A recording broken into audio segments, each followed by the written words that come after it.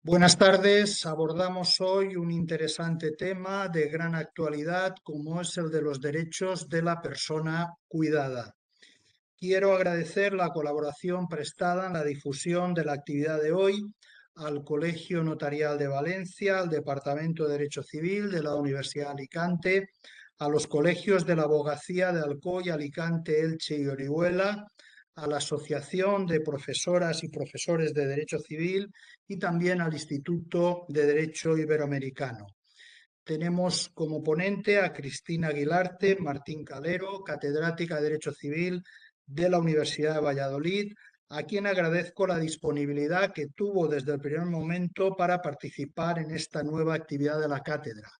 Cristina fue la primera ponente que tuvo esta cátedra. Han pasado 4 años y 12.000 inscripciones y es un honor tenerte hoy de nuevo con nosotros. Cedo ya la palabra al moderador, a Delfín Martínez Pérez, notario Alicante, para que proceda con la presentación. Cuando quieras, Delfín. Buenas tardes a todos. Buenas tardes, Cristina. Es una alegría volverte a ver aquí. Cristina Aguilarte es catedrática de Derecho Civil en la Universidad de Valladolid, donde se licenció y doctoró. Cuenta con una importante trayectoria docente, tanto en su universidad de origen como fuera de España, siendo profesora invitada de la Universidad Jean Moulin Lyon 3 en Francia y de la Universidad de Laval en Quebec.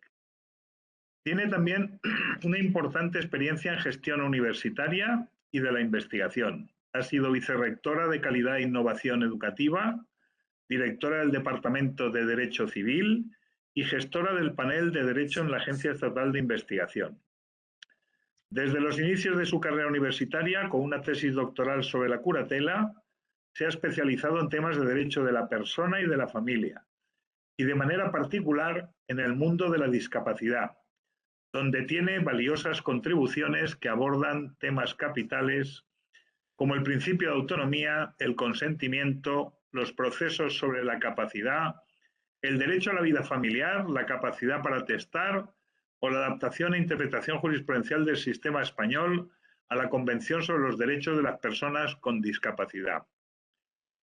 Actualmente sigue esta línea de investigación, siendo directora de los comentarios a la Ley 8/2021 de 2 de junio, de reforma de legislación civil y procesal en materia de discapacidad, y además de su labor investigadora sobre protección de personas con discapacidad, ha colaborado intensamente con la Fundación Equitas del Notariado.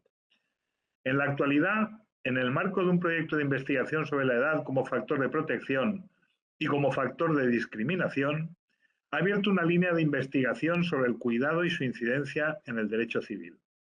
Sin más preámbulo, y agradeciendo la disponibilidad que ha tenido desde un primer momento, cedo la palabra a Cristina para que nos hable sobre el cuidado, el apoyo, la autonomía, en definitiva, los derechos de la persona cuidada.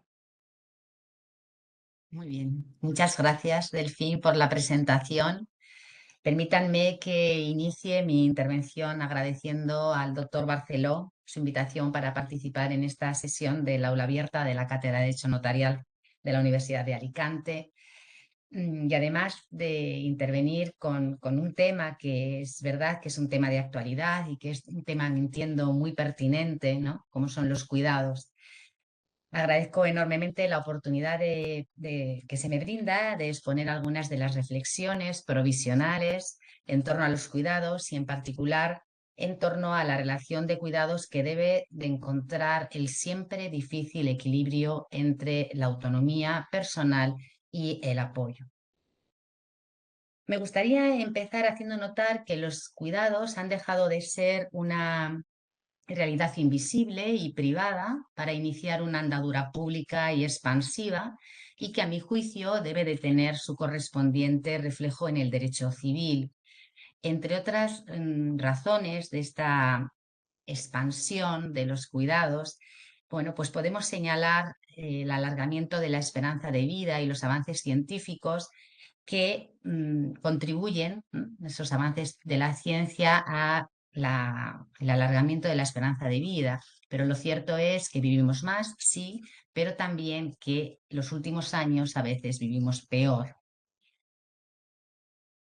El cuidado es verdad que está recibiendo la atención de importantes áreas de conocimiento, ¿no? Como son la antropología y la psicología social, de las que estamos aprendiendo mucho. También la robótica, que trabaja para la independencia y autonomía de las personas como un instrumento muy interesante también, que nunca entiendo debe de suplir a las personas. Y la economía, ¿no? Que estudia el valor económico de los cuidados que se prestan. Y a estas áreas de conocimiento se unen algunas que ya gozan de, bueno, pues de una grandísima tradición en esta materia, ¿no? Como es la medicina, la enfermería o el trabajo social, que llevan trabajando la ética del cuidado desde hace muchísimos años y que también nos son de importante valor para poder realizar nuestra investigación. Y lo mismo que estas áreas, pues también el derecho se está ocupando en los últimos tiempos de los cuidados y existe una importante reivindicación desde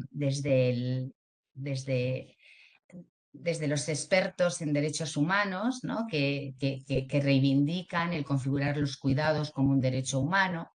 También, por ejemplo, en España se reivindica, bueno, su posible inclusión como un derecho constitucional por un experto en derechos de las personas mayores como es Fernando Flores, ¿no?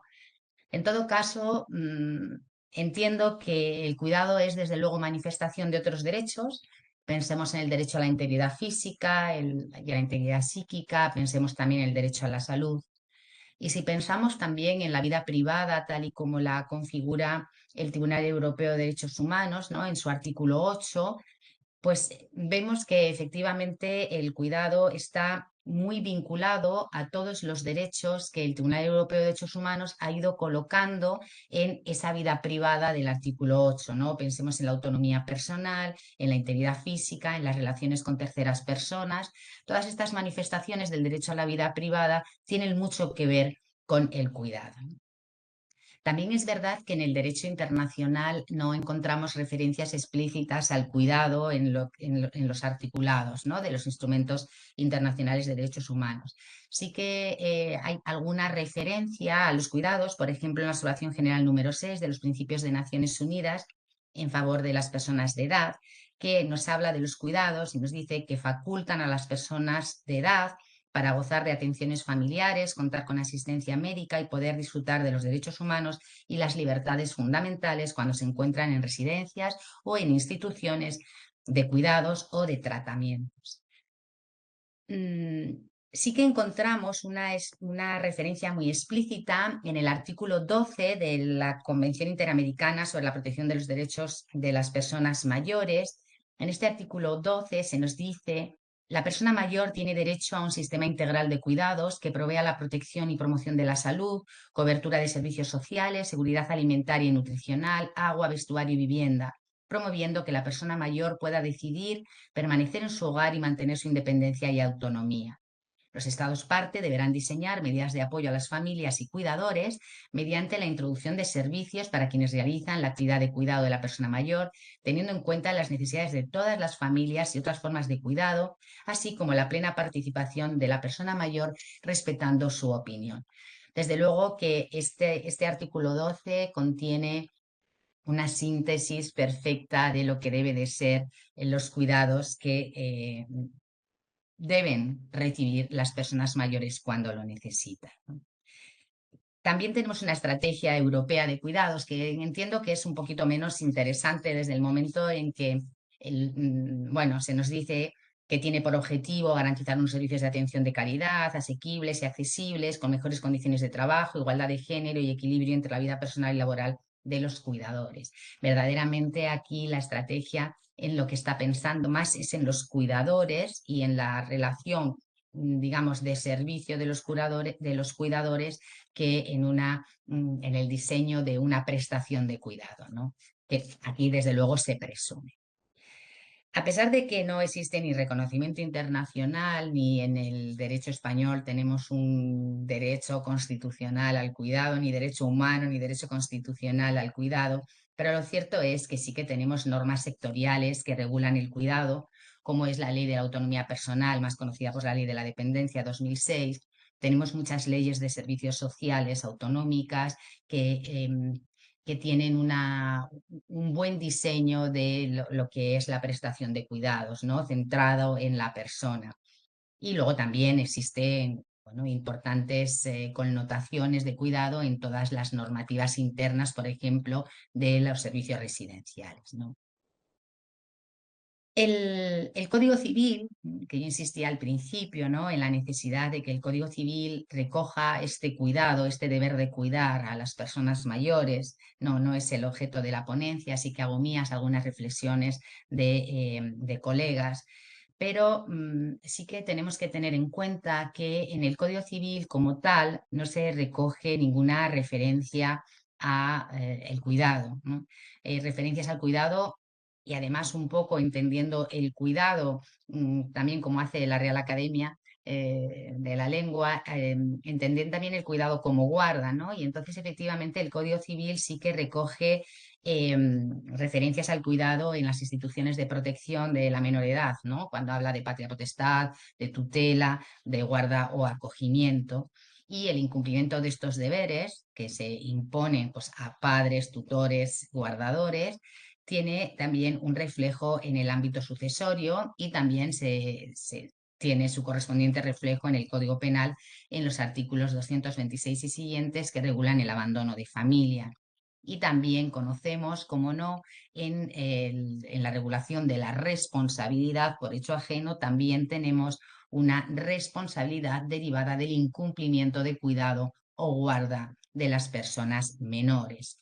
De las personas menores y también de las personas mayores, que entendemos que se trata de un trasunto histórico, ¿no? La inercia histórica que ha llevado siempre a tratar de la misma manera a las personas con discapacidad y a las personas menores, ¿no? De manera que de la misma forma que se regulaba el deber de cuidado y la responsabilidad del tutor de los menores, pues esto se extendía naturalmente al régimen de responsabilidad por hecho ajeno cuando se trataba de personas entonces incapacitadas.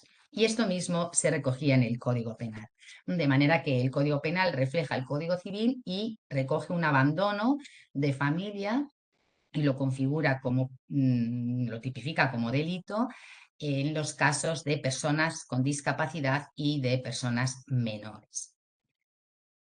Pero es verdad que hoy las cosas han cambiado radicalmente y para muestra las sentencias que ha dictado el Tribunal Supremo en este año 2026, ambas son de pleno, una es de la Sala Primera y otra es de la Sala Segunda. La primera, la sentencia dictada por la Sala Segunda, el 29 de enero de 2026, el tribunal aprecia la imposibilidad de aplicar el artículo 229 del Código Penal, por lo tanto, abandono de persona con discapacidad intelectual y psicosocial, y entiende que la discapacidad física, que es la que padecía la persona en cuestión, no está prevista expresamente en el artículo 229 y por lo tanto no cabe la extensión analógica y no se puede aplicar la definición de discapacidad que se contiene en el artículo 25.2 del Código Penal. La sentencia de 13 de abril de 2026 cambia también esta percepción que refleja nuestro Código Civil de el cuidado de la persona, la guarda de la persona con discapacidad cuando está sometida a un sistema de apoyos. Todavía tenemos una referencia tras la reforma de 2021 en el artículo 1903 que habla de persona, de persona para la que ha sido provista de una curatela plena, ¿no? Habla de curatela representativa plena. Y en este caso, pues como señala la propia sentencia, el Tribunal Supremo parece que se está pensando en una persona que necesita un cuidado y una atención permanente como una excepción de las excepciones de las excepciones, ¿no? Y por eso el Tribunal Supremo entiende que no existe una obligación de cuidado de la persona con discapacidad, que esto estaría reñido con la Convención de Nueva York y por lo tanto no es exigible responsabilidad. O sea que vemos cómo se cuestiona desde distintos puntos de vista la regulación tal y como la tenemos hoy en nuestro Código Civil y en el correspondiente reflejo en el Código Penal. Vemos que cambia el paradigma de las personas con discapacidad, que ya no son cuidadas, pero aparece un nuevo colectivo que son las personas mayores y que no están reflejadas ni en el Código Civil ni en el Código Penal. Entendemos que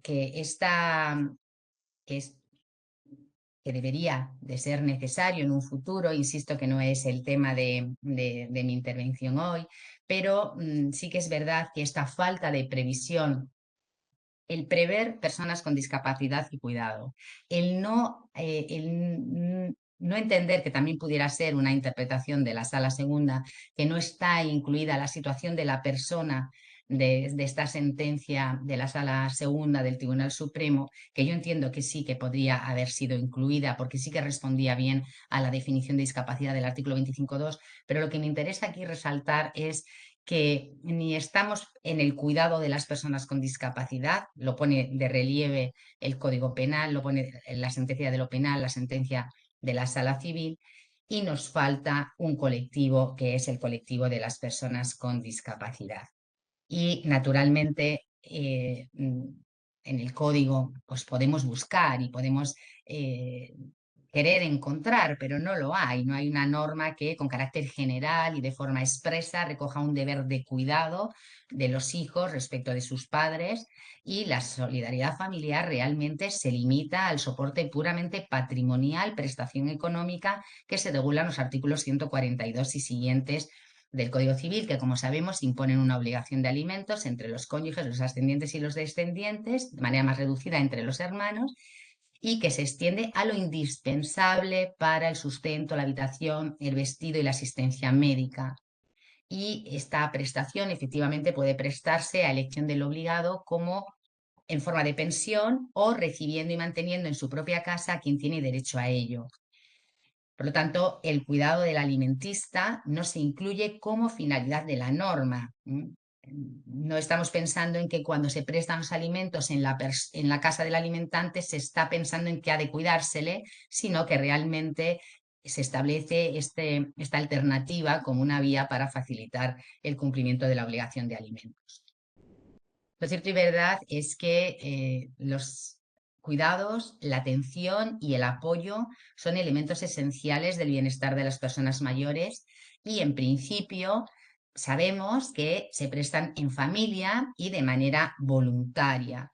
Se presume que estos cuidados son fruto del afecto que nutre las relaciones familiares, y a pesar de que esta función efectivamente se desarrolla en la familia, el derecho de familia no se ocupa de esta materia, solamente lo hace una referencia en el artículo 68 en los deberes matrimoniales, ¿no? La obligación que tienen los cónyuges, ¿no? de atender las tareas domésticas y atender a los ascendientes y descendientes, y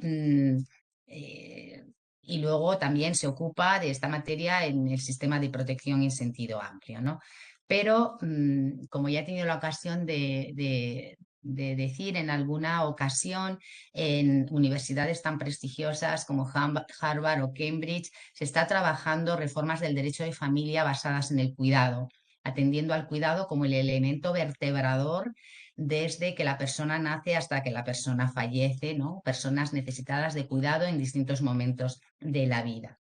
Pues bien, esta falta de previsión normativa sobre el cuidado se traduce en la inexigibilidad de la conducta, y por lo tanto nosotros en nuestra intervención siempre nos vamos a referir a relaciones de cuidado que se están prestando voluntariamente. Vamos a excluir las relaciones que se dan en lo que es la esfera puramente médico-asistencial, y nos vamos a centrar en las relaciones de cuidado.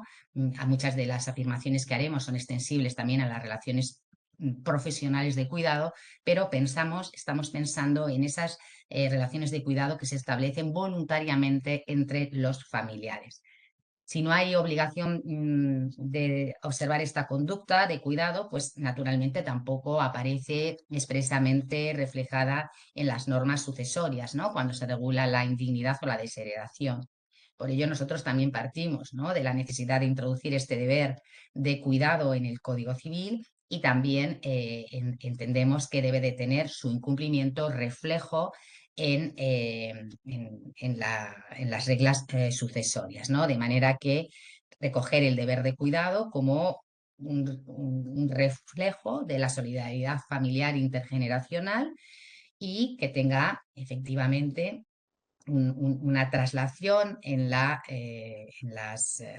bueno, pues en las reglas de sucesión, concretamente introducirlo como causa de indignidad y como causa de desheredación. A día de hoy entiendo que no es suficiente la interpretación que está realizando la Sala Primera sobre el maltrato de obra y tampoco parece que sea suficiente para garantizar el deber de cuidado esa falta de relación con el causante que sí que recogen los derechos civiles autonómicos catalán y aragonés. Pues bien, lo cierto es que en la realidad, a pesar de la falta de esta obligación, la falta de un deber legal de cuidado de los ascendientes por parte de los descendientes, pues lo cierto y verdad es que los cuidados se prestan en familia, los cuidados se prestan de forma espontánea entre los parientes. Si ellos no existen, si no existen, si los cuidados no se prestan y digamos, no se prestan voluntariamente, existe un descuido por parte de la familia o simplemente una imposibilidad de desempeñar estos cuidados, el cuidado también se va a canalizar a través de los servicios sociales y a través de entidades del tercer sector. A nosotros nos interesa en esta intervención esa relación de cuidado que se presta de forma espontánea en la familia. De forma espontánea en la familia, respecto de los hijos, respecto de los padres, pero que para mí es importante remarcar hoy que no porque sea en familia, no porque sea espontánea, estamos alejados de las garantías de los derechos de las personas mayores y por lo tanto debemos de enfocarnos siempre en que este cuidado, esta relación de cuidado debe respetar los derechos de las personas cuidadas. Para ello tenemos que partir, naturalmente, para estudiar la relación de cuidado, tenemos que partir de qué es la relación de cuidado, qué entendemos por cuidado, ¿no? Y bueno, pues en un principio, bueno, de una manera así muy básica, les diría que el cuidado tal y como lo concebimos, ¿no?, en este estudio es más que cuidar. Es más que cuidar en el sentido, digamos, corriente del término, ¿no? La Real Academia habla de el cuidado como acción de cuidar y nos da distintos sinónimos de cuidar que son muy interesantes porque recogen muchas de las funciones del cuidador, ¿no? Habla de asistir, habla de guardar, conservar, preservar, velar, administrar, atender, curar. Todas estas funciones son funciones de un cuidador, ¿no?, de un buen cuidado. Naturalmente que sí. Lo contrario de cuidar es descuidar y es sinónimo de abandono, según el diccionario. Tenemos una definición de los cuidados de larga duración de la Organización Mundial de la Salud, que lo define como un sistema de actividades llevadas a cabo por cuidadores informales o profesionales, o ambos, para conseguir que una persona que no sea totalmente capaz de cuidar de sí misma mantenga la mejor calidad de vida posible, de acuerdo con sus preferencias individuales, con el mayor grado de independencia, autonomía, participación, realización personal y dignidad humana. Para nosotros, el cuidado, tal y como nosotros, del concepto de cuidados del que nosotros partimos para nuestro estudio, es el cuidado destinado a la protección y promoción del bienestar de la persona. Tenemos como un primer nivel protección y promoción del bienestar de la persona y de su autodeterminación personal. Un segundo nivel, el cuidador al servicio de la realización de los derechos de la persona, ¿no? Es esta nuestra perspectiva. El cuidado tiene mucho que ver con la identidad, tiene mucho que ver con la intimidad, tiene mucho que ver con la autonomía y por lo tanto el cuidado debe respetar la identidad de la persona, debe preservar su intimidad y debe procurar su autonomía. Estas son las tres banderas, ¿no?, que presiden la idea de cuidado de la que partimos en este trabajo. Bien, entrando ya en la relación de cuidado de las personas mayores, en primer lugar, me gustaría señalar algunas peculiaridades de la relación de cuidado de las personas mayores frente a la relación de cuidados en la menor edad. Quienes me han escuchado en otras ocasiones saben que no me gusta establecer paralelismos entre la mayor edad y la menor edad, entre la menor edad y la discapacidad, porque efectivamente estos colectivos han recibido tratamientos idénticos, pero en un entendido de personas incapaces, ¿no?, de personas incapaces de decidir. Pero todo lo que rodea la infancia, los derechos de la infancia, el sistema de protección, ha cambiado radicalmente y se ha impregnado de un enfoque de derechos humanos en el que nos podemos mirar, ¿no?, en el que podemos mirar para identificar algunas prácticas, algunos instrumentos que pueden resultar de utilidad en la relación de cuidado de las personas mayores. Hay una primera cuestión que hay que dejar clara y es que el cuidado en la menor edad es un cuidado que tiene que preparar para la independencia. Es un cuidado que tiene que preparar a la persona para volar. Tenemos que ayudar a los niños a crecer, a ser independientes y a ser autónomos. Y esto atraviesa el cuidado en la menor edad, ¿no? Un cuidado que es un cuidado muy intenso en los primeros años y que va cambiando y va pasando a un acompañamiento, a una guía, a una suerte de control, porque preparamos a la persona para la vida adulta.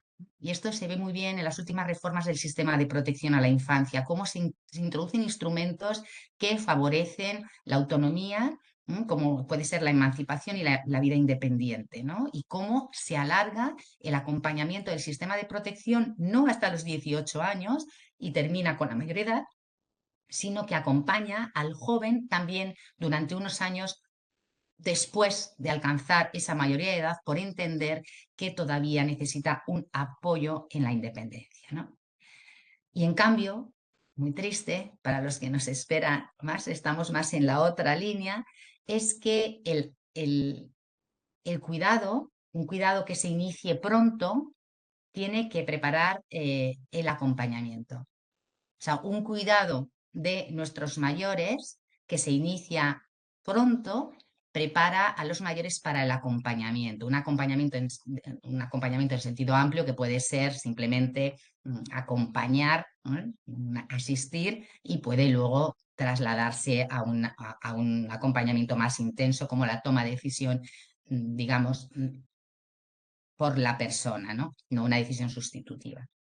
Y les decía que podemos mirarnos en el espejo de la regulación del cuidado en la menor edad, porque la última reforma que afecta a los derechos de la infancia, la LOPIVI, la Ley Orgánica de Protección de la Infancia y la Adolescencia frente a la Violencia, maneja dos conceptos que creo que son interesantes para retener en todo lo que trabajemos sobre el cuidado de las personas mayores.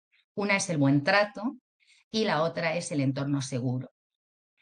El buen trato lo define la LOPIVI como, bueno, incluye, porque aquí sí que hay digamos, una perspectiva muy de infancia y de adolescencia, pero dice, y también se incluye en el buen trato, y es lo que me interesa resaltar aquí, las relaciones basadas en el afecto, el cuidado y la protección.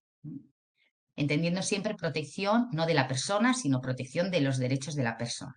Entonces, una idea del buen trato que podemos retener es que la relación de cuidado esté basada en el afecto, en la asistencia y en la protección de los derechos, en el respeto de los derechos. Y el otro concepto que se trabaja en la LOPIVI es el entorno seguro. y se define como aquel que respete los derechos de la infancia y promueva un ambiente protector físico, psicológico y social, incluido el entorno digital. Es decir, que cuidemos para que la persona mayor efectivamente se desenvuelva en un ambiente físico, psicológico, emocional, social, que procuremos lo social y no nos olvidemos de lo digital, ¿no? De la famosa brecha digital. Otra idea que también puede extraerse en una mirada a la relación de cuidados en la menor edad es que, en principio y siempre, la familia es la principal dispensadora del cuidado, ¿no? El entorno familiar es el principal dispensador de cuidados, ¿no? Cuando no hay familia aparece la patología y entonces ahí sí que entra en funcionamiento todo el sistema de protección. Pero la ley confía en primer lugar a la familia el cuidado de sus hijos y lo hace porque ya desde los primeros textos internacionales de derechos humanos se definía la familia como el elemento natural y fundamental de la sociedad, en el que los niños nacen, se educan y se convierten en ciudadanos. Y de ahí, de ese cuidado en familia, desde la menor edad, aparece ese amor filial espontáneo que alimenta el cuidado en la mayor edad. Y se hace con independencia de que exista una regulación o no de cuidado. Insisto que creo que es importante que exista, creo que es importante que tenga consecuencias, pero no debemos de esperar a que el deber de cuidado esté incluido en el Código Civil para estudiar este deber de cuidado, ¿no?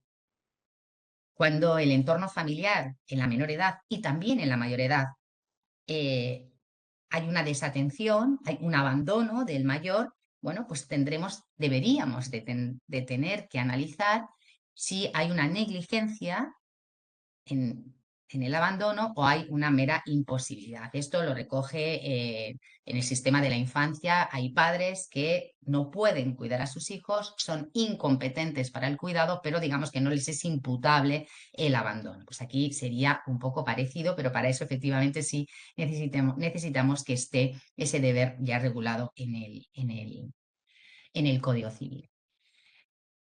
Las particularidades, ¿no? Estas son las peculiaridades de la relación de cuidado de la persona mayor. Miramos la relación de cuidado de la menor edad y extraemos algunas enseñanzas que nos van a ser muy útiles.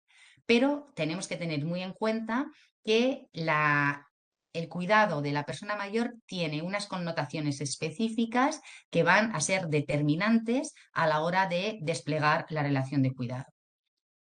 Entonces, este cuidado debe dirigirse, en primer lugar, a preservar la autonomía de la persona, su capacidad de decisión y con ello se garantiza la dignidad inherente. Y es que el cuidado se conecta directamente con la dignidad inherente. El Tribunal Constitucional, en la sentencia del 85, nos dice que la dignidad de la persona debe mantenerse inalterada cualquiera que sea la situación en la que se encuentre la persona. La dignidad inherente existe desde el momento de nacer hasta el momento de morir. Nadie es más digno que una persona necesitada de cuidados al final de la vida. En segundo lugar, tenemos que entender que los cuidados son condición para el ejercicio de derechos. Sin cuidados, hay personas que tendrían vedada la vida autónoma, la residencia, el mantener su residencia habitual, tendrían vedada la libre circulación, tendrían vedado el derecho de sufragio, el acceso a la cultura. Y además, tenemos que tener siempre presente que el cuidado es una manifestación de otros derechos, es decir, que canaliza el ejercicio de otros derechos tan importantes como la salud, la protección de la integridad física y psíquica o el derecho a la vivienda. Para estudiar la relación de cuidados, ¿no? Una vez que efectivamente decimos no hay un deber de cuidado en el Código Civil, no lo hay en la Constitución, no lo hay en los textos internacionales, pero lo cierto y verdad es que tenemos una prestación de cuidados recogida en situaciones conectadas con la dependencia, ¿no? Lo citaba al principio, la famosa ley de 2006. Y tenemos los cuidados conectados a la situación de dependencia de la persona, de manera que la dependencia es un estado de la persona que requiere atención y cuidado y por lo tanto la persona que necesita cuidados es una persona dependiente, ¿no? O sea, existe esa interconexión entre la dependencia y los cuidados y esto con independencia de que la situación de dependiente esté formalmente reconocida, ¿no? Que tengamos reconocido el grado de dependencia tal, no. Hay muchísimas personas en este país que no tienen reconocido un grado de dependencia y, sin embargo, son dependientes porque necesitan atención y cuidados que se les está suministrando en su propia familia, ¿no? ¿Cómo vamos a desplegar la relación de cuidado? Pues aquí tenemos que tener muy en cuenta, y esto me retrotraigo un poco a la sesión anterior de la cátedra del aula abierta, en la que se habló de los pactos de los cuidados, ¿no? Aquí tenemos que darnos cuenta que el origen de la relación de cuidado puede ser doble. Puede ser el fruto de una planificación de la persona, una persona que, consciente de su futura necesidad de cuidados, quiere organizarlos, quiere guiar a su cuidador en la forma en la que le gustaría ser cuidado y establece, por ejemplo, un poder preventivo. Si ya tiene una cierta discapacidad, puede otorgar una escritura de provisión de apoyo. También se puede realizar un contrato de alimentos, eso sí, incorporando el cuidado, porque el Código Civil no tiene el cuidado incorporado a la tipificación del contrato, sí que lo tiene así configurado el derecho catalán, ¿no? que viene de serie, como si dijéramos. Aquí tendría que estar perfectamente establecido y perfectamente determinadas, bueno, y claramente establecidas las cláusulas de cuidado, de cómo cuidar, en qué momento cuidar, en qué caso se considera incumplimiento, quién va a ser la persona que efectivamente puede verificar el grado de cumplimiento, de incumplimiento. Bueno, esto es muy interesante y eso que también en su momento nos dijo la presidenta del Consejo de Notariado que este contrato fiscalmente, bueno, pues es poco atractivo, ¿no? Pero bueno, digamos que es una posibilidad que está en el Código Civil y como tal yo se la cito a ustedes, ¿no?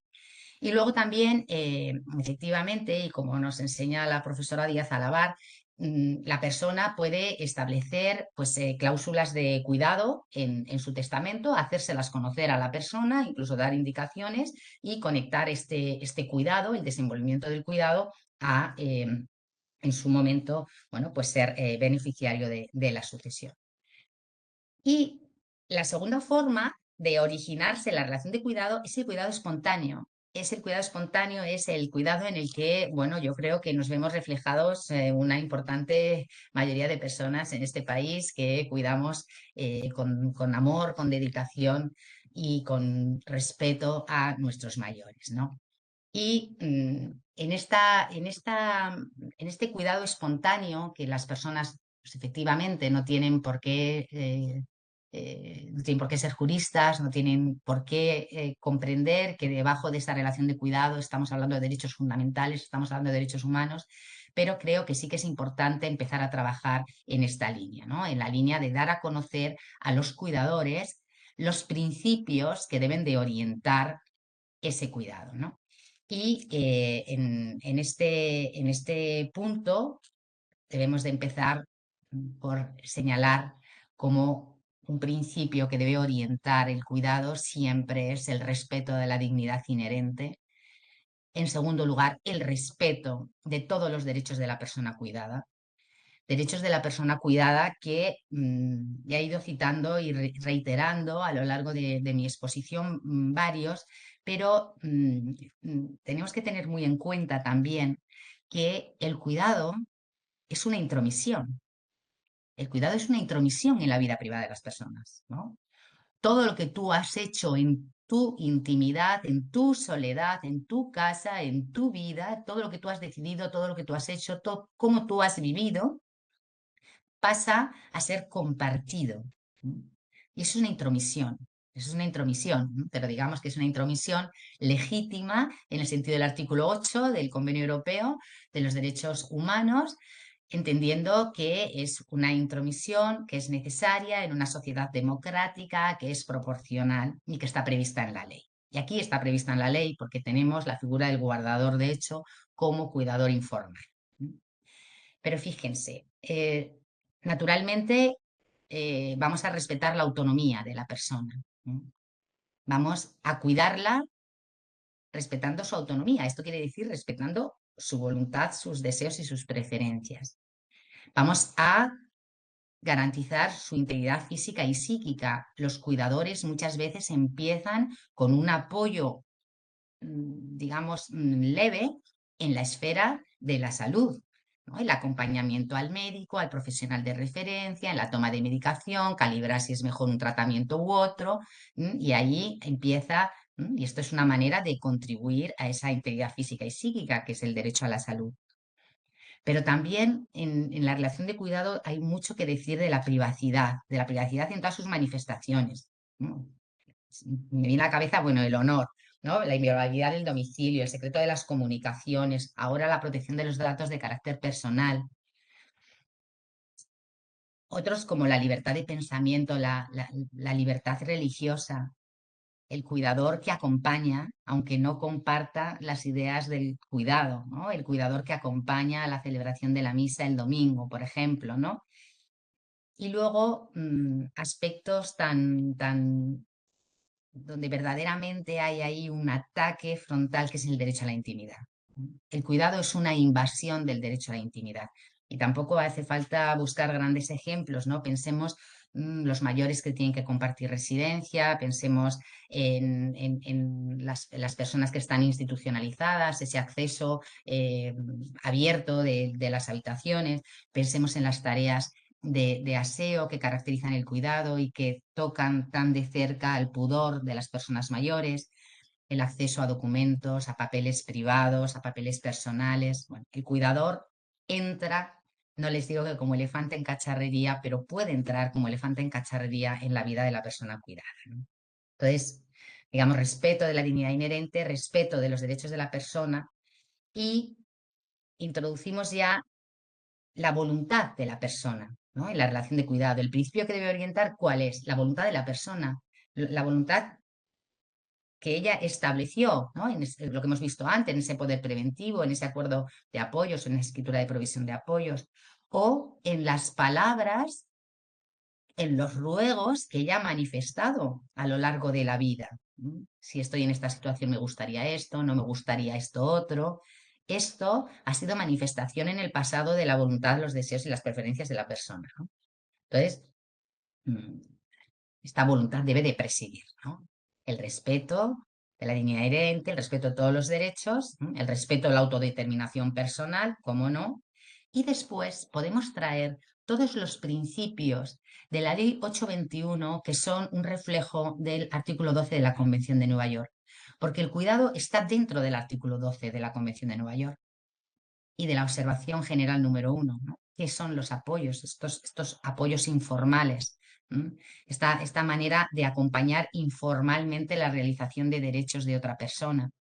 Entonces, traer aquí los principios que informan la ley 821 y que son, como recordarán, pues la necesidad, que sean necesarios, el cuidado tiene que ser necesario, que sean proporcionales, proporcionales a la necesidad de cuidado, que se adapten a la persona, a sus circunstancias personales, patrimoniales, familiares, de vida, ¿no? de pura, casi les diría, de espacio vital, ¿no? que que acoplemos el cuidado al espacio vital en el que la persona desarrolla sus últimos momentos de vida. Y aquí, aunque lo hemos puesto en primer lugar, pues también recordar que es fundamental que ese cuidado se acompase a los deseos de la persona y que se evite los conflictos de interés y la influencia indebida. La influencia indebida debe de preocuparnos especialmente en estos casos. En la relación de cuidado se produce una relación no ya de dependencia del cuidado, que también, sino que efectivamente se produce una dependencia emocional del cuidado y el cuidador. Entonces hay que estar muy alerta a esa posible influencia que ejerce indebidamente el cuidador sobre la persona cuidada, que otras veces no es tanto influencia indebida como simplemente, bueno, pues manifestación de un agradecimiento al cuidado, ¿no? Si una madre beneficia a su único cuidador, que es su hijo, pero tiene 7, no deben de entender los otros 6 que existe una influencia indebida, sino puede ser un agradecimiento, un reconocimiento de esta tarea que has llevado a cabo de cuidado de mi persona, ¿no? ¿Cómo va a llevar a cabo todas estos deberes que le estamos poniendo al cuidador, respetar la voluntad de la persona, respetar sus derechos, ¿no? ¿Cómo vamos a respetar la dignidad inherente? ¿Cómo vamos a respetar los derechos? ¿Cómo vamos a adaptarnos? Bueno, tenemos que darnos cuenta que la relación de cuidado admite grados. Hay distintas intensidades en el cuidado. Hay un cuidado que puede ser un primer escalón, porque es verdad que las personas van necesitando progresivamente más cuidados. Entonces, hay un primer escalón que sería facilitar la autonomía personal para el desempeño de la vida diaria. Pequeñas ayudas a la persona, pequeñas cosas que, sin embargo, permiten a la persona mantener más tiempo su autonomía personal. Esta idea la conectamos con el ejercicio de derechos de los que es titular la persona, porque cuando tú estás ayudando a la persona a que permanezca en su casa, a que siga haciendo sus actividades de ocio, a que siga teniendo su misma vida social, donde antes iba sola, ahora va acompañada, donde antes bueno, pues todo podía hacerse sola, la persona mayor va perdiendo capacidades y necesita apoyos. A veces un simple apoyo permite a la persona vivir mucho tiempo en su hogar y ayudar también en la toma de decisión. Ayudar en la toma de decisión, como puede ser el lugar de residencia. Luego me dedicaré a ello porque esto es un tema candente, ¿no? en el cuidado de las personas mayores.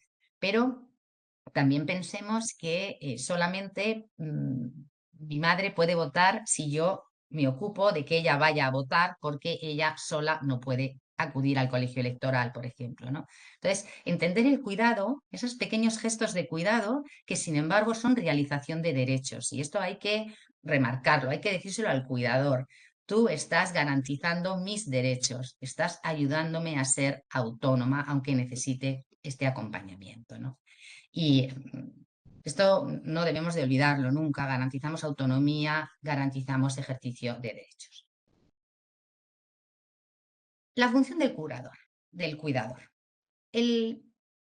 cuidador tiene que adaptarse. Lo hemos visto que es uno de los principios rectores. El cuidador tiene que adaptarse. Y tiene que adaptarse a la simple fragilidad, ¿no? Lo que hemos visto antes, a la simple fragilidad. Te garantizo la autonomía en la vida diaria, pequeños gestos de la vida diaria. Esto es bienestar emocional, esto es bienestar físico, esto es muy importante. No hay otros derechos si no gozamos de un bienestar físico y emocional. Pero el cuidador tiene que adaptarse también a los deterioros, al deterioro progresivo que puede surgir en la persona mayor. Y hay personas que viven hasta edades muy avanzadas y son muy, muy lúcidas y simplemente necesitan acompañar la fragilidad. Necesitan que se les acompañe en su fragilidad. ayudar en la vida diaria, en pequeñas cosas del día a día, ¿no?, que contribuyen a su bienestar. Pero hay otras personas que van a ir progresivamente perdiendo capacidad, ese temido deterioro cognitivo, ¿no? No hablamos ya de enfermedades como el Alzheimer, el Parkinson, la demencia senil, no, hablamos de ese deterioro cognitivo que va apareciendo, ¿no? Entonces, este tránsito, ¿no?, el pasar de acompañar la simple fragilidad a acompañar el deterioro cognitivo, esto es el verdadero dilema ético que persigue a los cuidadores, ¿no?, y que explica por qué muchas veces se llega tarde. Se llega tarde a retirar un permiso de conducir, se llega tarde a contratar un auxiliar en el hogar, se llega tarde para solicitar un dispositivo de seguimiento. Porque ¿cuándo debemos aceptar que nuestra madre, nuestro padre, nuestro marido, nuestra esposa, un amigo, ya no tiene agencia moral? Ya no se puede confiar en su buen criterio, en que decida lo correcto. Y lo correcto, no piensen que estoy hablando en términos paternalistas, no lo correcto en el sentido de que hay algo correcto y algo incorrecto, no, sino simplemente en que la persona ya no se dispensa los cuidados que necesita. Hay una desatención, hay un desinterés por el entorno vital, por sus necesidades físicas, por sus necesidades emocionales. Empieza a aparecer un abandono de la persona que no está en un dejarme ir, está en un deterioro cognitivo que no me acompaña, que no me permite ya decidir lo que necesito decidir, ¿no? Y este es un momento muy duro para los cuidadores. Acompañar la fragilidad exige tiempo, exige dedicación, pero hay un adulto, hay una persona mayor que está y que es todavía el capitán general de su vida. Y tú acompañas la decisión. Cuando aparece esta fragilidad reforzada, cuando la persona se empieza a abandonar, aquí la función del cuidador cambia y cambia radicalmente. ¿Y qué hemos de hacer? ¿Qué hemos de hacer? Bueno, pues aquí, en primer lugar, y como siempre, la voluntad de la persona, lo que expresó en su día, lo que expresó en el poder preventivo, sí, pero cuando es tu madre, cuando es tu padre, hay muchas cosas que se han expresado en el día a día. Hay mucho ruego que se ha ido dando en la vida, ¿no? Bueno, esto te vincula como cuidador. Si no hay una voluntad manifestada al respecto, formal o informal, no es relevante, ¿no? Recordemos el caso de Vincent Lambert, fue una conversación un día en una cena, una frase dejada caer, y sin embargo eso permitió desconectar la máquina, ¿no? Bueno, pues esto es igual. Tenemos que mirar la trayectoria vital de la persona. Y lo hacemos mirando al Código Civil, lo que nos dice el 249. Vamos a decidir no lo que para nosotros es lo mejor, lo que nos parece a nosotros, lo que debería de ser. Voy a cuidar a mi madre como a mí me parece que la tengo que cuidar. No, voy a cuidarla como ella se merece, voy a cuidarla como ella quería y voy a hacerlo todo como a ella le gustaba. Voy a mirar la trayectoria vital. Voy a ver sus convicciones, voy a ver sus creencias, voy a ver cómo vivió, voy a ver cómo sintió y eso me vincula como cuidador. Y además, en algunos casos, pues mi función de cuidador necesitará autorización del juez. Tendré que mirar al juez porque el juez será un garante más de la dignidad inherente y del respeto de los derechos de la persona mayor. Y aquí aparece ya un cambio en el cuidado que nos ha venido dado por la ley 821, un cambio en el cuidado, porque cuando les decía al principio que cuidar es más que cuidar, es que cuidar a veces puede ser apoyo en el ejercicio de la capacidad jurídica. Y entonces, apoyo en el ejercicio de la capacidad jurídica porque este cuidado se va a transformar en derecho. Se va a transformar en una medida de apoyo reconocida por el Código Civil. Y aquí, cuando el cuidador en esta función, ya les digo que es más difícil, ¿no? Que hemos hecho este tránsito de la fragilidad al deterioro, a la necesidad de decidir por la persona conforme a su trayectoria vital. Aquí esto nos lo dice el 249, insisto, no estoy yo creando nada nuevo. Vamos a fluir del acompañamiento de la persona a representar a la persona de acuerdo con el canon de la trayectoria vital, en su caso a veces, como veremos luego, con la autorización del juez, pero pensemos en que ya cuidar no es esa idea que tiene el imaginario de lo que es cuidar, ¿no? Es que vamos a aceptar la esfera personal, ya no hablamos del derecho a la intimidad, ¿no? El derecho a la integridad física, sino de cuestiones que son muy relevantes como es dónde vivir. Hay un momento que el cuidador se ve desbordado por el cuidado y no puede desenvolver esa relación de cuidado, no la puede desarrollar. Entonces aquí la decisión del cuidador trasciende, ¿no? Trasciende y necesitamos acudir al juez. Y también en el caso de la administración y disposición.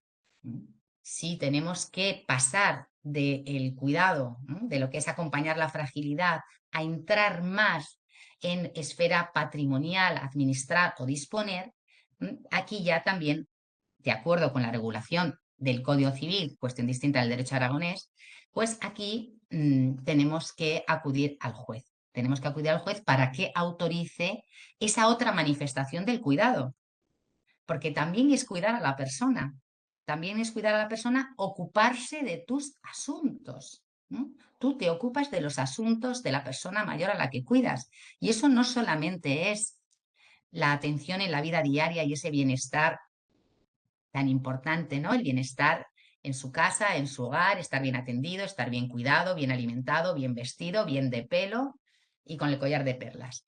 Además, ¿no? A veces hay que tomar decisiones de carácter patrimonial. Y entonces aquí nosotros en el Código Civil tenemos esta vía que es interesante para, esta es mi opinión, para una actividad en la esfera patrimonial que no sea intensa. Si necesitamos una esfera intensa, pues probablemente lo que necesitaría el cuidador es instar la provisión de una medida de apoyo formal, ¿no?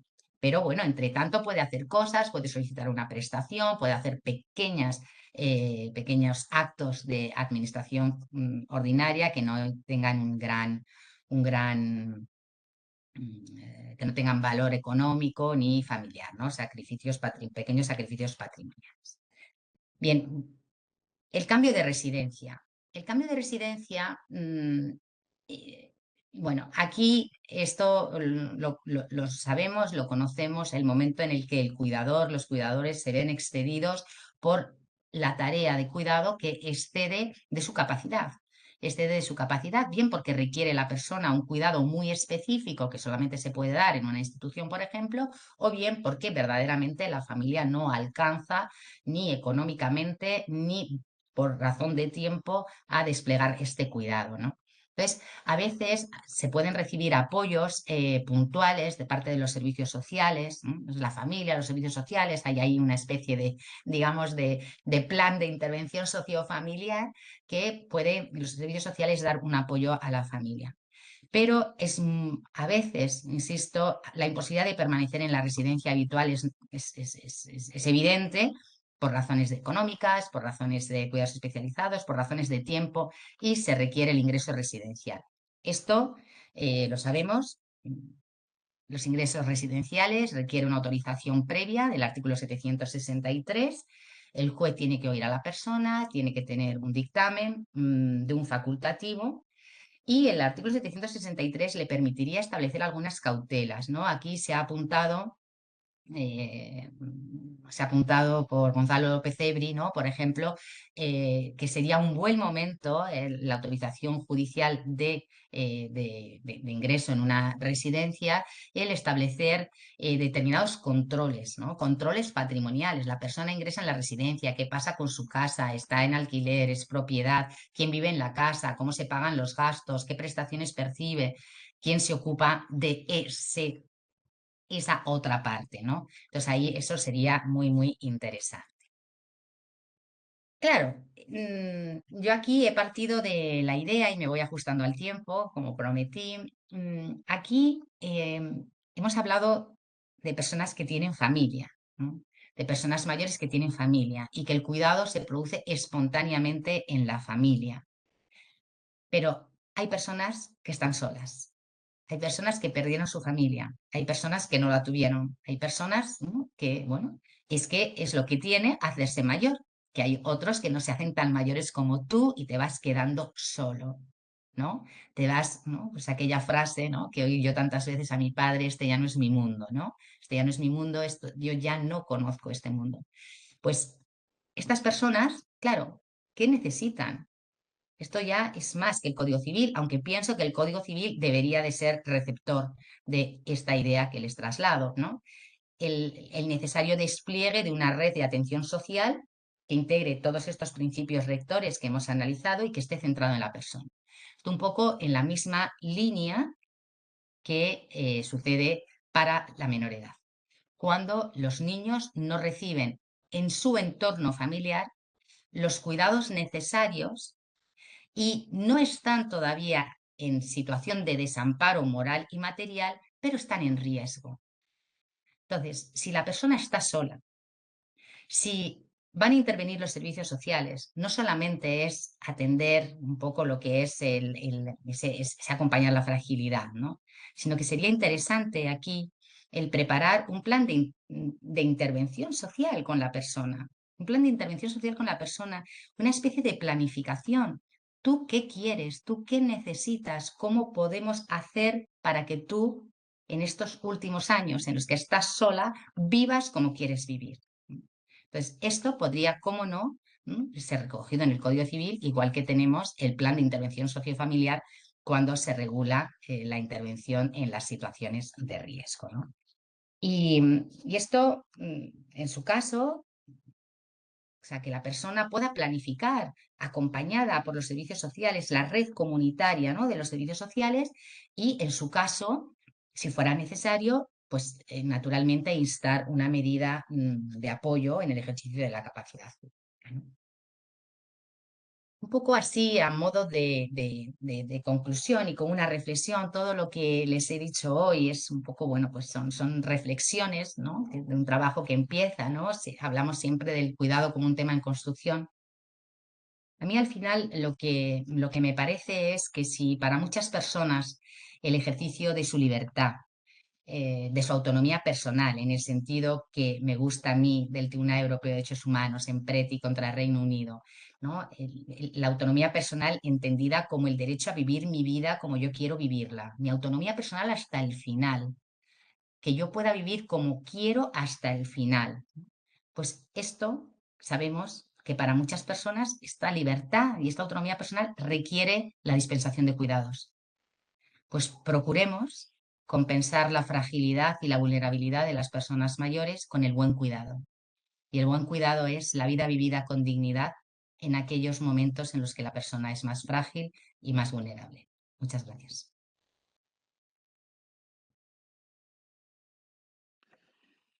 En primer lugar, Cristina, darte la enhorabuena por la exposición tan detallada y tan llena de sensibilidad. Vamos a ver, algunas cuestiones que se plantean ante el envejecimiento de la población y la realidad de los cuidados familiares. ¿Cree que nuestro derecho civil debería evolucionar hacia una mejora de la cuota legitimaria o una compensación sucesoria automática para aquel familiar que asume el cuidado del causante frente a los herederos que se han desentendido totalmente? ¿Es suficiente la vía del maltrato psicológico en estos casos? Bueno, a mí me parece que no. A mí me parece que, bueno, en primer lugar, me parece que quienes no cumplan con el deber puedan ser desheredados por el causante y puedan ser, en su caso, declarados indignos. Esto me parece que debe de ser así. Me parece que debe de ser así. Y creo que creo que hago mía la propuesta de la doctora Algarra, creo que debemos de incluir el deber de cuidado en el Código Civil, tal y como lo propone ella, creo que tiene que tener un reflejo en el derecho de sucesiones. No creo que... Claro, luego hay padres que no quieren distinguir a sus hijos con independencia de que unos hayan cuidado de otros no. Luego hay otros padres que mejoran al hijo que ha cuidado. Eso pienso que esto siempre hay libertad para hacerlo también ahora, ¿no? Pasa que no suele gustar hacerlo. Pero en cambio, el poder, el que tenga que estar reflejado como una consecuencia del incumplimiento, me parece, me parece que debe hacerse. Vamos, lo tengo meridianamente claro. Y el maltrato de obra no es suficiente. No es suficiente, porque el maltrato de obra es, bueno, pues la relación que, por ejemplo, habla el Código Civil catalán, ¿no? Que habla de mantener una relación y que si además la relación se ha roto y no es imputable a la persona, oiga, no, aquí estamos hablando de cuidar, estamos hablando de un anciano que no recibe el cuidado de sus herederos. Esto a mí me parece que sí que tiene que tener un reflejo. ¿Cuánto? ¿Cómo? Pues eso ya no lo sé tanto. No hay expertos en sucesiones que seguro que se ocupan de este tema mejor que yo, pero que tiene que tener un reflejo clarísimo, que tiene que ser causa de indignidad, sí, que tiene que ser causa de desheredación, sí. Por aquí también se dice, en la regulación actual que no recoge expresamente el deber legal de cuidado, ¿descarta usted totalmente que pueda existir causa de desheredación por no cuidar a los padres? ¿No podría derivar la falta de cuidado en determinadas situaciones en una situación de maltrato psicológico? Claro, hay que tener en cuenta también que el Supremo abre la línea a un dolor psicológico del testador y sin embargo la separa en aquel abandono familiar. O sea, el desapego familiar no lo considera suficientemente, casi lo descarta. Creo que esa podría ser una línea también para plantearlo, de Yo no creo, evolucionar. vamos, no sé, igual me aventuro mucho, ¿eh? Yo no creo que se pudiera. Porque claro, las causas de desheredación están expresamente previstas Pasadas. y no hay, no hay otra posibilidad. Otra cosa es, bueno, entrar por ahí por el maltrato, ¿no? Pero bueno, pues sí, el abandono. Pues efectivamente, igual si tus hijos no te cuidan, puedes entrar por el maltrato de obra. Pero yo creo que tiene que ser algo más específico. Claro.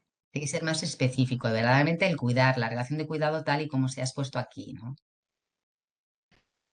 Y luego, claro, el establecer un deber de cuidado tiene que también establecerse pues la imposibilidad de cuidar, ¿no? Que esto, digamos, que no daría lugar a una desheredación. Tiene que ser un incumplimiento del deber que sea, digamos, negligente y doloso, no una imposibilidad. O sea, no nos podemos limitar a introducir un deber. Eso luego tiene que irradiar a todas las partes. Y yo también creo que tiene que haber una previsión en el código relativa a las personas mayores. Yo eso sí que lo creo. Y de las personas mayores solas. Sí, Y esto, ¿no? Y hay que haya una conexión, igual que hemos bebido de la protección del servicio de menores para modificar el Código Civil en la reforma de 2015, pues muy probablemente tendríamos que escuchar lo que se nos diga desde lo social para la protección de las personas mayores, ¿no? Y que se recoja en el Código Civil, que es su sitio. claro. Dice, ¿Podría ser una buena herramienta la escritura de autoapoyo, una de las novedades de la Ley 8/2021, para perfilar el cuidado que una persona puede necesitar en el futuro? Sí, bueno, a ver, aquí yo pienso que la limitación la tenemos en que las dos medidas voluntarias que se establecen, ¿no? El poder preventivo y la escritura de provisión de apoyos, en una, la persona, digamos que está autónoma, independiente, puede ser una persona mayor, muy mayor, y sin embargo estar plenamente, bueno, en pleno apogeo vital y puede establecer perfectamente ahí su cuidado. Yo lo haría. Me parece que es una buenísima herramienta. Pero es que también creo que es una buena herramienta cuando la persona ya tiene esa fragilidad que todavía simplemente requiere un acompañamiento. Ahí la escritura de provisión de apoyos a mí me parece que es estupenda. En apreciación de las circunstancias, acuerdo. Entonces, me parece que es muy interesante. Y aquí, Delfín, ya lo dije el otro día en la intervención en el Colegio Notarial de Castilla y León, yo creo que hay que trabajar mucho todas estas herramientas que el Código Civil pone al servicio de nuestra autodeterminación personal y que ayuda tanto a nuestras familias en los momentos duros, ¿no? Entonces, hacer, no sé, el pacto, testamento, poder preventivo, me parece que es interesante, ¿no? Sí, hay elementos que son muy importantes. Si nos damos cuenta, está perfectamente regulado el derecho a decidir dónde se quiere morir, pero no dónde Eso se quiere es. vivir. Eso es. Salvo si uno lo establece claramente en su autotutela. El tema del cambio de residencia también es muy importante. Y quizás, yendo un poco más allá, en esa reforma de muchos de los aspectos del derecho de familia, quizás también habría que plantearse la extensión del concepto de familia a la familia actual. Aquellas parejas de hecho, aquellos hijos del otro cónyuge, que parece que están desconectados del concepto familiar que está relacionado con el parentesco. Quizás sería también un tema interesante para plantear ahí. Claro, claro, eso es un poco en lo que se está trabajando, lo decía en estas universidades que son tan punteras, están trabajando un poco en esto, porque claro, nuestro Código Civil y los códigos civiles de nuestro entorno están pensando en la familia heterosexual y en las relaciones biológicas. Y asimiladas a las biológicas, las adoptivas. Entonces, quedan fuera esas personas que conviven, que son familias reconstituidas y que no hay manera, ¿no? Cuando hablamos, por ejemplo, de cuidado, entiendo que para dispensar el cuidado, la familia reconstituida no tendría grandes trabas, porque para otorgar un poder preventivo puedes señalar como la persona designada pues, al hijo de tu cónyuge, ¿no? Al que has tratado como un hijo. Tú al padre o tú al marido de tu madre, que le has tratado como un padre. Pero la transmisión mortis causa, no hay mucha vía, nada más que lo que tengas, ¿no? Si aparecen otros legitimarios ya no hay mucha posibilidad. Y luego, y sin embargo, por ejemplo, la ley de, no recuerdo bien el nombre, pero el baremo famoso por los accidentes de Sí. circulación, el Tribunal Supremo ha tenido la ocasión de manifestarse en dos ocasiones respecto de familia, en un caso era familia reconstituida, que considera que el padre muere el hijo al que ha criado el marido de la madre, y considera el Tribunal Supremo que el padre no cumplió como padre y que ese lugar lo ocupó, ¿no? Es un poco in loco parentis, lo ocupó el marido de la madre y es el que percibe la indemnización. Y luego, en otro caso también muy curioso, es una hermana que fue adoptada cuando era pequeña, no es hermana jurídica, pero considera el Tribunal Supremo que sí que es hermana y que tiene la misma relación de afectividad porque mantuvo la relación mm, con sus hermanos, ¿no? Con su familia biológica, aunque no jurídicamente no, pero sí anímicamente y sentimentalmente, y consideró que tenía que ser indemnizada igual que los otros hermanos, ¿no? Entonces ahí sí que vemos que el derecho se va abriendo paso.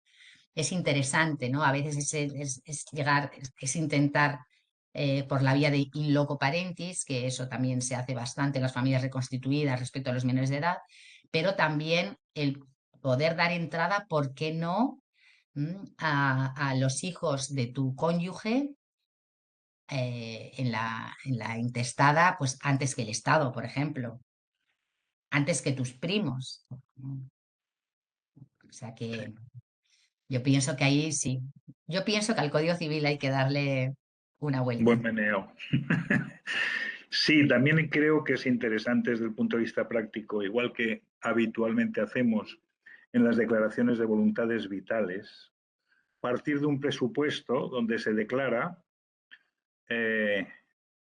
cuáles son los valores de esa persona, cuáles son los valores para una vida digna, si el vivir en su casa es muy importante, con lo cual es lo último de lo que se debe disponer, etcétera. Es decir, un preámbulo sería muy importante para justificar todas esas facultades que se conceden, ¿no? Eso es. Pues muy bien, enhorabuena, que me la da también Esther para ti directamente, por la exposición, no solo por lo completa, por lo rica en las posibilidades, sino sobre todo por la gran sensibilidad que tiene dentro. Muchísimas gracias. Pues muchas gracias, Delfín. Probablemente sea porque soy cuidadora. Pues muchas gracias. Pues, si me lo permitís, entramos ya en el capítulo de agradecimientos. En primer lugar, a ti, Cristina, por la magnífica ponencia. Me quedo con esa frase de que cuidar significa apoyar a las personas en su autonomía. Hemos aprendido muchísimo y enhorabuena también por esa línea de investigación que has abierto y que estoy seguro que dará grandes frutos. También a ti, Delfín, por moderar la sesión y nada más. Damos ya por concluida la sesión de aula abierta de hoy. Muchísimas gracias a todos. Buenas tardes.